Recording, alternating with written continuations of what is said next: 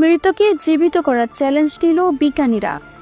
মৃত্যুকে আটকে রেখে এই প্রাকৃতিক নিয়মকে চ্যালেঞ্জ ছড়িয়ে দিয়েছে যুক্তরাষ্ট্রের অ্যারিজোনার অ্যালকোর লাইফ এক্সটেনশন ফাউন্ডেশন। প্রতিষ্ঠানটি মৃতদের জীবিত করতে নানা বৈজ্ঞানিক প্রয়াস চালিয়ে যাচ্ছে।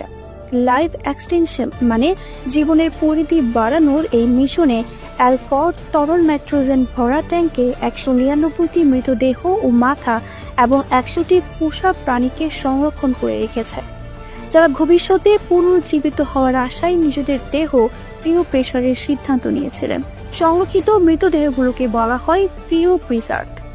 অ্যালকরের পূর্ণ বিশ্বাস, এসব মৃত ব্যক্তিদের প্রাণ ফিরিয়ে দেওয়া হবে যখন প্রাণ ফেরানোর মতো উন্নত প্রযুক্তি আবিষ্কার করা হবে। আর সেই আশায় এখনও মৃত ব্যক্তিদের স্বজনেরাও অপেক্ষার প্রহর গুনছেন।